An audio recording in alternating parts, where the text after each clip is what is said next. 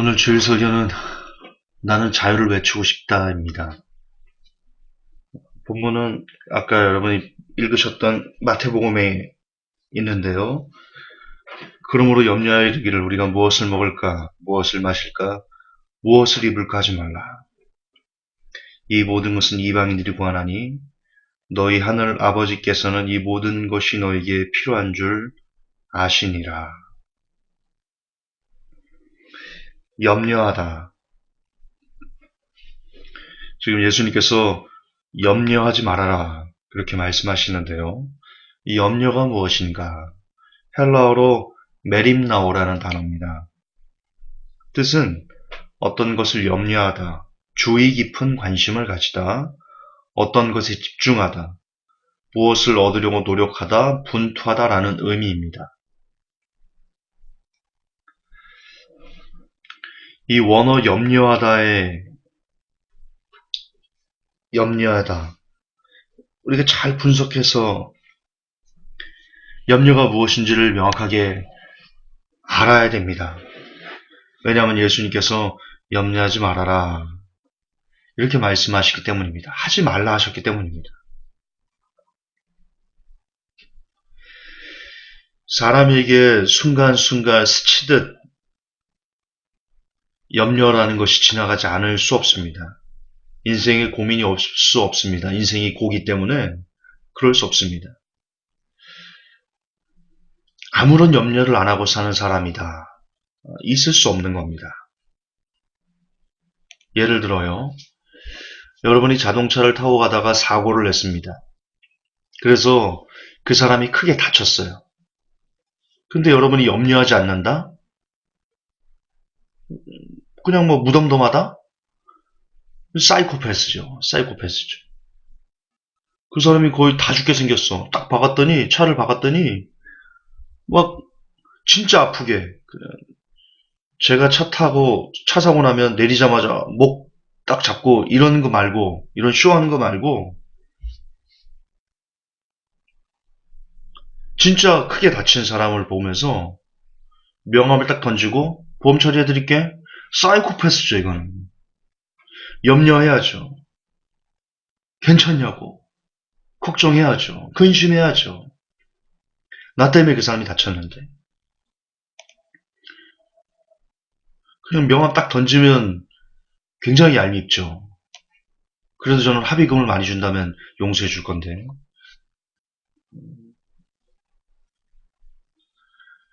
어쨌든 염려하고 근심하고 걱정해 줘야 됩니다. 사고를 냈으면 그런 죄송한 마음, 상대방이 다치지 않았는지에 대한 근심, 염려, 그런 마음을 갖는 거는 정상적인 사람이라면 지극히 자연스러운 행동입니다. 우리 주님은 분명 이런 것을 염려하지 말라라고 하지 않으셨을 겁니다. 성경은 인생을 살면서 사람들에게 순간순간 들어오는 걱정, 근심, 그것을 염려 혹은 죄라고 규정하지 않습니다. 문제는 뭐냐? 염려라는 헬라어 의미가 주의 깊은 관심을 갖다, 어떤 것이 집중하다, 무엇을 어디로 노력하다, 분투하다 이런 의미지 않습니까? 즉 무슨 말이냐? 염려, 메림나오는요, 내가 그 염려에 빠져버리는 거예요. 순간 염려가 당연히 들 수 있다니까요. 그래서 그 사람에게 내가 걱정하고 있다. 차 사고를 낸 그 사람 다치지 않았는데 내가 걱정하고 있다라는 것을 보여줘야 세상이 따뜻해진다니까요. 그게 정상이라니까요. 그게 없으면 사이코패스라니까요. 문제는 뭐냐? 그 염려에 내가 함몰되는 거예요. 그 염려에 집중하는 거예요. 그 염려에 빠져버리는 거예요. 그래서 막 그 염려 때문에 불안해가지고요. 잠도 못 자고 누워다 보면 눈이 말똥말똥하고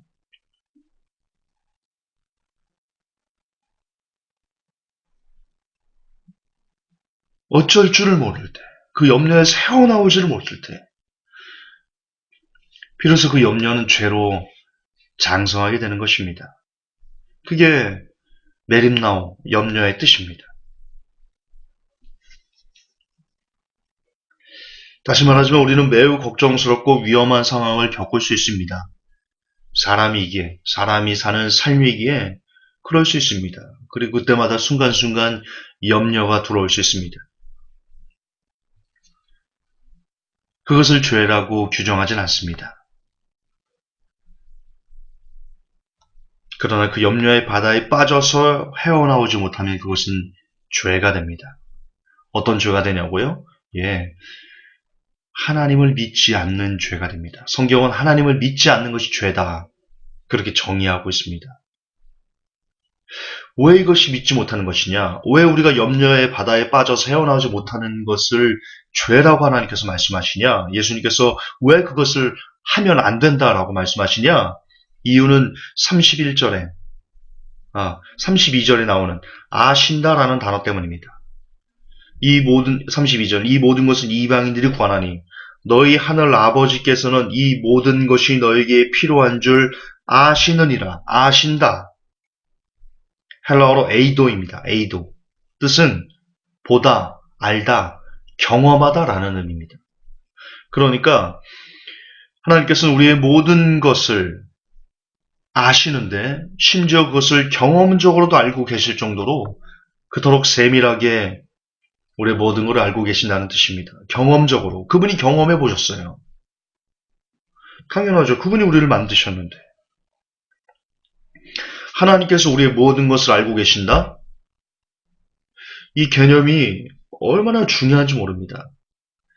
이 개념이야말로 이것을 우리가 가슴에 심장에 새기냐 새기지 않느냐에 따라서 우리가 하나님을 온전히 믿느냐 믿을 수 없냐가 저는 결정난다라고까지 말씀드리고 싶습니다. 굉장히 중요한 가치관, 믿음의 핵심이다.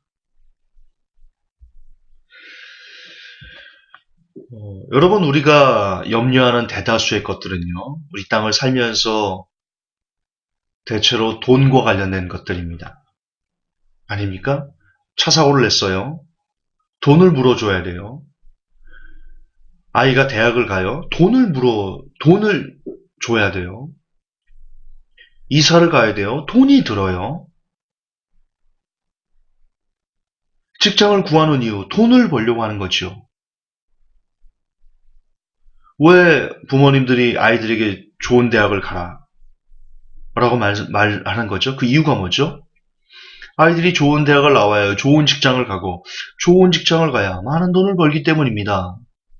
결국 인간에게 돈이란 뗄래야 뗄 수 없는 불가분 관계에 놓여 있습니다. 어쩔 수 없습니다.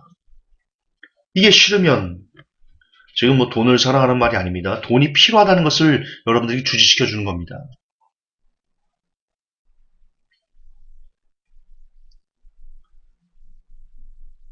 거짓으로 여러분 돈 필요 없는 척하지 마십시오. 쇼하지 마십시오. 목사님들 쪼하지 마십시오. 돈 필요합니다. 선교는 돈입니다. 당장 성도 한 명을 도우려고 하는데 얼마나 많은 돈이 필요한지 아십니까? 우리가 돈을 버는 목적이 내 이익을 위해서가 아니고 정말 그 영혼을, 그 사람들을 돕기 위해서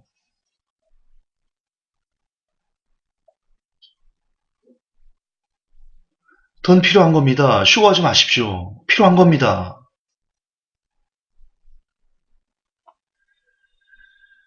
이처럼 좀 참 이상한 쪽으로 가는데요.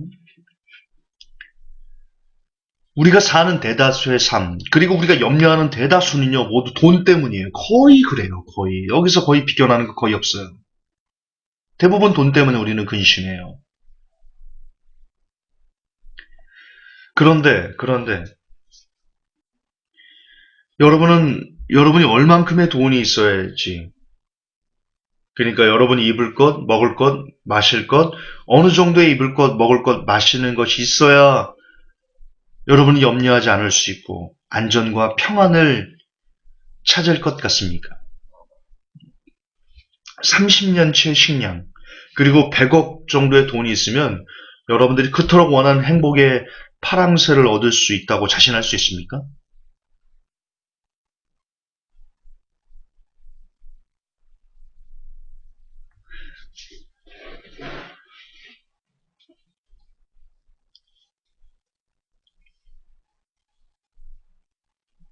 하나님께서는 인생이 욕심을 부려서는 안 된다. 돈을 사랑함이 일만하게 뿌리다 라고 말씀하셨습니다. 성경은 인간이 욕심을 규제합니다. 금제합니다.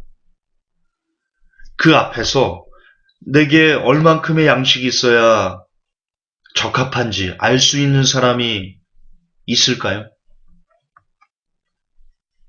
이건 좀 다른 개념인데요. 돈이 필요하지만 돈이 전부입니까?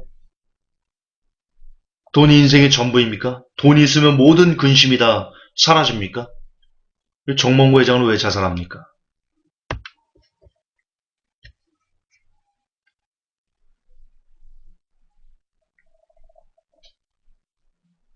즉, 돈이 필요한 건 맞지만, 돈이 필요한 건 맞습니다. 사람이 사는데. 대다수의 염려가 돈 때문은 맞습니다. 그러나, 각 사람마다 얼만큼의 돈이 그 사람에게 필요 조건을 만족시키는지를 알 수 있는 것이 사람으로서는 모른다는 거예요. 아무도 몰라요. 며느리도 몰라요, 이것은.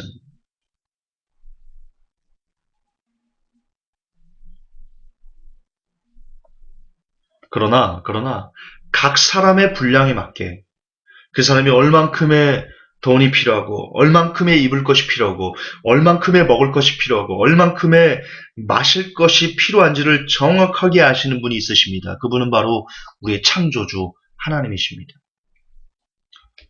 어제 출애굽기를 묵상했는데요. 또 그런 내용이 나옵니다. 하늘에서 만나가 내려서요.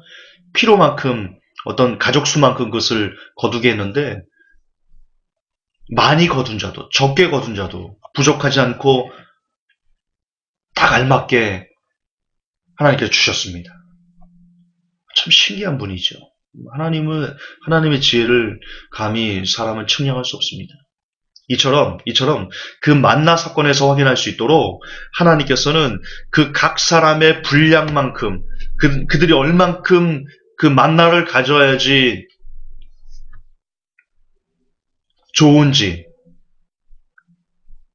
염려하지 않을 수 있는지를 명확하게 아신다는 것입니다. 여러분, 자동차에 관해서 가장 정확하게 알고 있는 이가 누굴까요? 자동차를 타고 다니는 여러분일까요? 아닙니다. 설계자죠. 그 자동차를 처음부터 계획한 그 설계도를 만든 설계자가 그 자동차에 대해서 가장 잘 압니다. 비행기도 마찬가지고요. 비행기를 설계한 사람이 그 비행기를 조종하는 기술, 조종사보다 훨씬 더 비행기를 잘 알죠. 마찬가지입니다. 사람에 관해서 가장 정확하게 아는 사람은 지금 내가 아닙니다. 그 사람을 만드신, 나를 설계하신 창조주 하나님이 가장 사람을 정확하게 아십니다. 그분은 우리에게요, 우리가 얼만큼의 돈과 얼만큼의 양식과 기타 필요한 사항들이 있어야 하는지 가장 정확하게 아십니다. 이것이 A도입니다. 다시 반복하지만 무조건 돈이 많으면 좋습니까? 그래요? 로또를 통해 일확천금 돈을 번 사람, 그들이 돈을 관리할 수 없는 상태에 이르러서 그들의 끝이 어떻게 되는지, 얼마나 그 가정이 그 로또 때문에 파괴되는지 우리는 수도 없이 뉴스를 통해서 경험하지 않습니까? 예. 돈은요, 많은 것도 좋은 게 아니고요, 적은 것도 좋은 게 아니고요, 돈은 그 사람이 컨트롤할 수 있을 정도로, 그 사람이 그 돈에 빠지지 않을 수 있을 정도로, 그 돈을 관리할 수 있을 만큼 돈이 들어오는 것이 최고의 복입니다. 돈을 관리할 수 있다면 그 사람은 1조, 2조, 3조, 1000억 관계없습니다. 자기에게 들어온 돈을 전부 거기에 함몰되지 않고 하나님의 나라를 위해서, 가난한 사람을 위해서, 고아를 위해서, 과부를 위해서 그렇게 들어오는 족족 그것을 통제하면서 관리하면서 지출할 수 있는 사람, 그 사람에게는 뭐 100조, 1000조가 뭐가 악이 되겠습니까? 그러나 한 달에 50만 원을 벌더라도, 한 달에 100만 원을 벌더라도 그 50만 원, 100만 원 버는 것으로 주색 잡기에 빠지고 해괴망측한 짓을 하고 거기에 노예가 돼가지고 단돈 1,000원짜리 한 장도 가난한 사람들이 베풀 줄 모르고 그렇게 50만 원, 100만 원도 통제할 수 없는 그 50만 원, 100만 원의 노예가 돼서 그 돈에 함몰되어 산다면 그 사람은 그 50만 원도 죄가 되는 겁니다. 중요한 것은 돈이 아닙니다. 여러분, 돈 따위가 아닙니다. 중요한 것은 돈을 컨트롤하는 내 자신의 역량이 문제인 겁니다.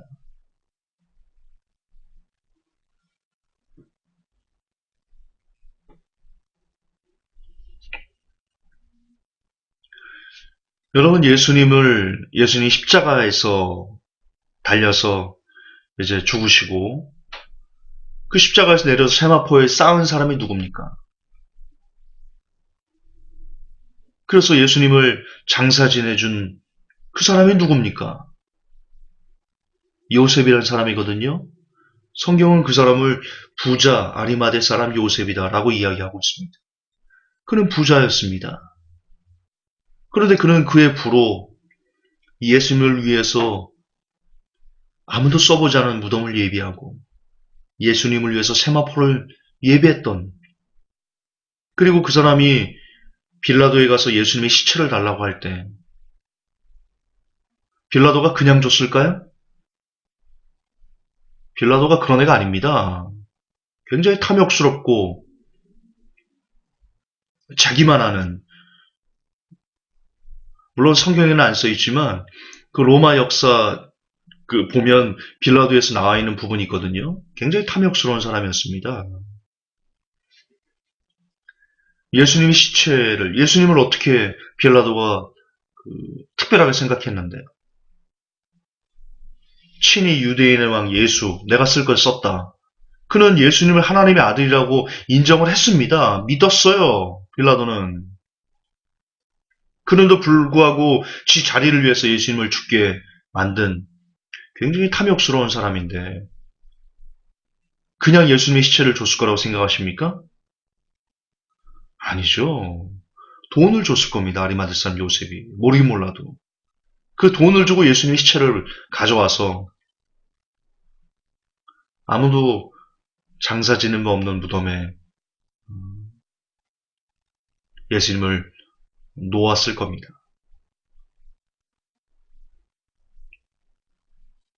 지금 이 시대에도 특별한 간수를 면회하거나 특별한 이러려면 돈을 줘야 되는데 어떻게 아리마대 사람 요셉이 부자가 아니었으면 어떻게 그런 돈을 주고, 물론 추측이지만 가능성이 굉장히 높은 거거든요. 빌라도라는 사람을 우리가 연구했을 때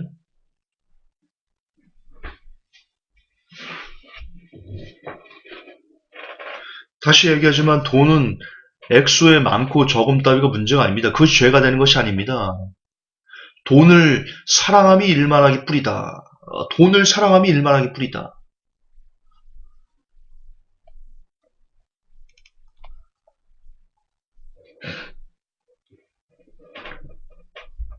그렇습니다. 사람에게는 모두 각자의 분량이 있습니다.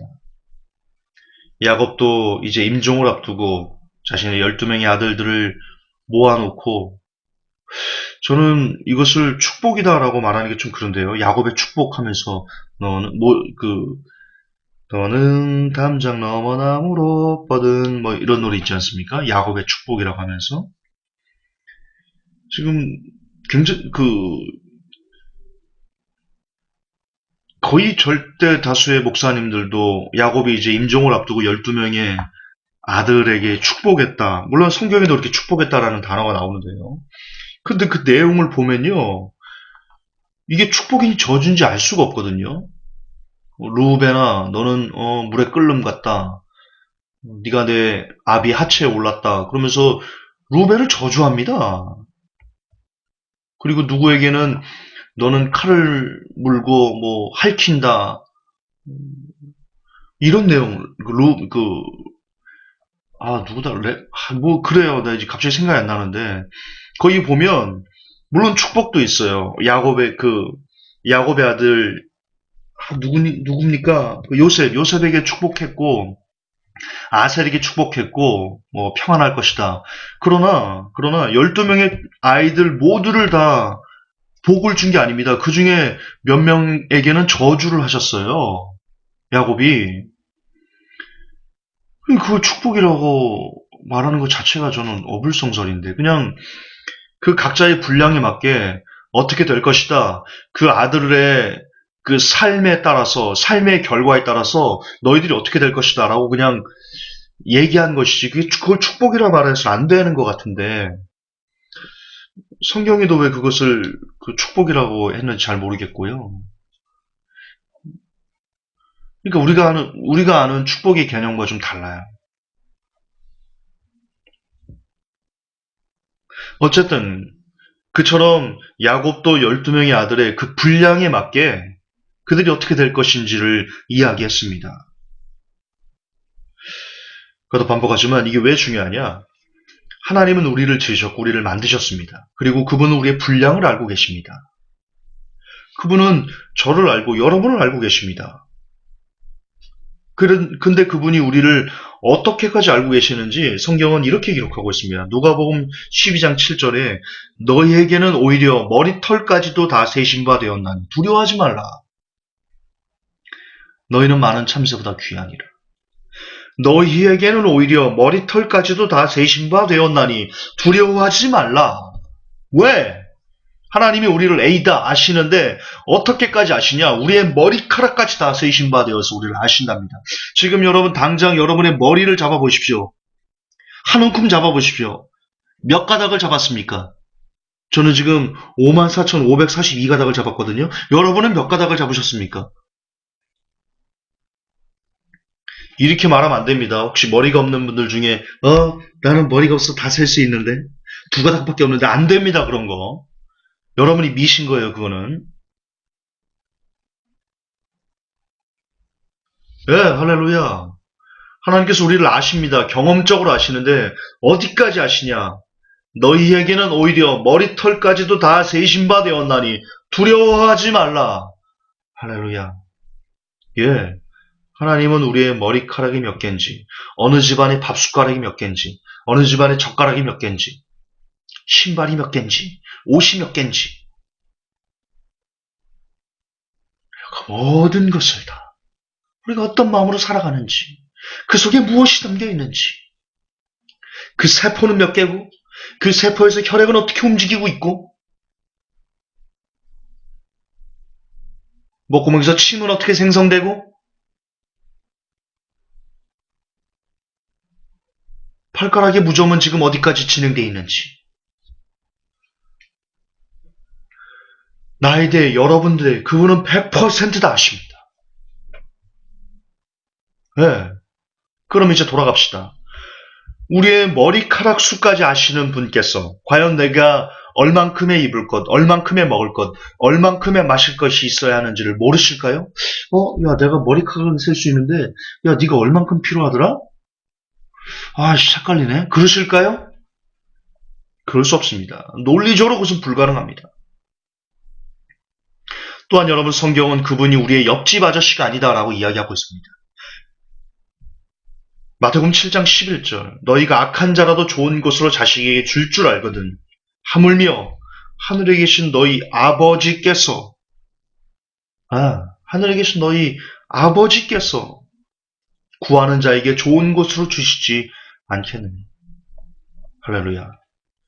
우리의 머리카락까지 세시는 그 세심한 위대한 능력을 가지신 분이 감히 엄치 없지만 우리의 아버지시랍니다. 그래서 늘 가장 좋은 것을 우리에게 주신다 합니다. 예, 하나님은 우리의 아버지시고 그분은 가장 선하시며 그분은 우리의 가장 좋은 것을 주시는 자비로운 분이시다라고 할 때 그럴 때 어떤 결론이 일어나냐? 어떤 결론이 나오냐? 하나님은 늘 우리에게 우리의 순간순간마다 언제나 베스트를 주신다는 겁니다. 언제나 베스트를 주신다는 겁니다. 비록 그 베스트가 지금 당장 내 눈에 보기에는 큰 슬픔, 큰 아픔, 큰 절망, 큰 염려 같지만 그러나 그것도 지금 이 순간 내게는 베스트라는 것이죠. 더 정확하게는 이것을 베스트로 만드셔야죠. 무엇으로요? 믿음의 힘으로요. 믿음의 힘으로. 하나님께서 이 시간 주신 이 베스트를 믿음의 힘으로, 아, 그래, 하나님은 내 아버지죠. 그분은 살아계셔. 그분은 나의 머리털까지 세셔. 지금 이것은 나는 모르지만, 그러나 이것은 내게 필요한 것이야. 이 염려, 이 고난, 이 아픔, 이 절망, 이 슬픔은 지금 이 시간 내게 꼭 필요한 거야. 하나님은 언제나 내가 베스트를 주시니까 라고 고백할 수 있고 라고 믿음으로 극복할 수 있으면 그것은 진짜 베스트가 됩니다. 할렐루야, 그것은 베스트가 됩니다. 그러나 하나님께서 우리에게 늘 베스트를 주시는데 우리가 염려에 빠져서 그 다음 A다, 하나님이 아신다 라는 말씀을 우리가 믿지 못하고 신뢰하지 못하고 하나님 자체를 신뢰하지 못하고 하나님 어떻게 내게 이럴 수 있어요? 이게 뭐예요? 내가 이게 하나님을 섬겨온 결과예요? 라고 하면서 불평하고 원망하고 울고 불고 그 염려에서 헤어나지 못하고 믿음의 눈으로 고백하지 못하고 믿음의 눈으로 바라보지 못하고 할 때 결국 그 염려는 죄가 되어서 오히려 여러분의 믿음을 파괴하고 여러분을 마귀의 길로 이끄는 그런 안타까운 인도자가 된다는 겁니다. 하나님은 늘 우리에게 베스트를 주십니다. 아멘 합시다. 아멘 하셔야 됩니다. 이것이 진짜 하나님을 믿는 진짜 백의 믿음이기 때문입니다. 아멘 하셔야 됩니다. 예, 우리의 삶은 종종 큰 환난에 놓입니다. 그때마다 우리는 염려합니다. 인간에게 가능합니다. 그러나 그 염려에 함몰되어 있습니까? 그 염려에 빠져 계십니까? 의심합니까? 하나님 계시는가? 아닙니다. 그때야말로 우리가 하나님을 믿고 있음을 하나님에게 증명해드려야 될 바로 그 순간입니다. 감사할 수 없을 때 감사하는 믿음, 진짜 살아있는 믿음의 증명입니다. 평안할 때 누구나 할렐루야, 아멘, 하나님 감사합니다 할 수 있습니다. 하지만 붉은 피와 함께 펄떡이는 심장의 고동 같은 믿음은 타산이 막힌 것처럼 절망이 휘감고 있을 때 할렐루야를 외치며 진가를 발휘합니다. 그것이 믿음입니다. 그것이 하나님을 신뢰하는 자의 증명입니다. 지금 당하는 고난이 하나님이 원망스러워서는 안 됩니다. 그 고난이 저와 여러분을 천국으로 인도하는 길잡이가 될지 우리는 모르기 때문입니다. 하나님께서 나의 머리카락까지 세고 계신다. 그분이 나의 모든 것을 알고 계신다. 그분이 나의 아버지시다. 아버지는 결코 내게 안 좋은 것을 주시지 않는다는 믿음. 그것이 절망에서 우리를 웃게 하는 신비입니다. 초대교회 성도들이 그랬습니다. 그들은 사자밥이 되는 순간에 웃었습니다. 믿음의 동료가 화형을 당하는 순간에 사자가 동료를 뜯어먹고 있을 때 그들은 박수치면서 아, 저가 천국에 가는구나 라고 그들은 기쁨으로 환송했습니다. 이것이 믿음입니다. 이 시대 크리스찬들이 말하는 이것 주세요, 저것 주세요, 이것 해결해 주세요 라는 싸구려 믿음이 아닌 그건 믿음이 아닙니다. 진짜 우리 심장을 두근거리며 피가 솟도록 간절히 소망하는 믿음은 그것은 바로 고난 속에서도 주를 찬양하는 믿음입니다. 여러분, 자유는 많이 얻을 때 생기는 것이 아닙니다. 자유는 오히려 우리가 우리의 것을 다 내려놓을 때 생기는 기적입니다. 이 땅에서 무엇을 가지려 할 때 여러분은 그 무엇의 노예가 되어 자유를 뺏깁니다. 하지만 다 놓을 수 있다면 주님 뜻대로 하시옵소서. 지금 이 상황에서 내가 이렇습니다. 주님 뜻대로 하시옵소서. 나는 모르지만 지금 내 눈에는 이것이 어려움으로 보이지만 고난으로 보이지만 내 주여 뜻대로 하시옵소서. 나는 그것이 내게 제일 좋을 것임을 믿습니다. 지금 내가 어리석어 그 뜻을 알지 못하나 내가 시간이 지나 하나님의 뜻을 깨닫게 되는 그때 나는 분명 주님 그때 그렇게 해줘서 감사합니다 라고 고백할 것입니다. 예, 그럴 때 자유가 오는 겁니다. 무엇을 먹을까? 무엇을 입을까? 무엇을 마실까를 넘어 그 모든 삶을 하나님께 믿음으로 맡기고 오히려 무엇을 먹지 않아도 무엇을 입지 않아도 무엇을 마시지 않아도 내게 하나님만 있으면 내게 하나님을 믿는 믿음만 있다면 내게 십자가만 있다면 그 어떤 고난도 어떤 역경도 어떤 절망도 우리에게서 하늘 소망을 빼앗지는 못할 것입니다. 그리고 우리가 다 이뤄도 하늘 소망만은 잃지 않고 있다면 훗날 눈 한 건 감았다가 뜨면 사라질 세상을 떠난 후 주님 앞에서 주께서 환하게 우리 앞에 미소를 지으며 우리를 안아주시고자 기다리고 계시는 그 모습을 우리가 발견할 수 있을 것입니다. 초대교회 성도들이 그랬던 것처럼 스테반 집사님이 그랬던 것처럼 사도 바울이 그랬던 것처럼 내게 능력 주시는 자 안에서 내가 모든 것을 할 수 있습니다.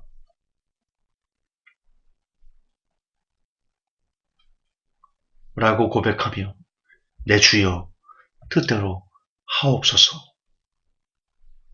우리의 모든 삶 가운데 우리가 숨 쉬는 순간부터 숨을 멈추는 그날까지 내 주여 뜻대로 하옵소서. 내 주여 뜻대로 하옵소서. 내 주여 뜻대로 하옵소서.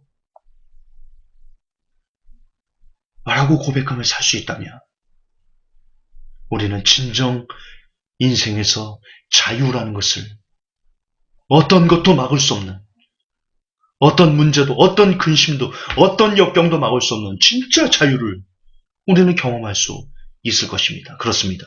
나는 그렇게 자유를 외치고 싶습니다. 하나님, 자유를 주옵소서. 내 주여 뜻대로 하옵소서라는 고백 안에 우리의 인생이 자유를 누리게 하옵소서. 예수님 이름으로 기도합니다. 아멘.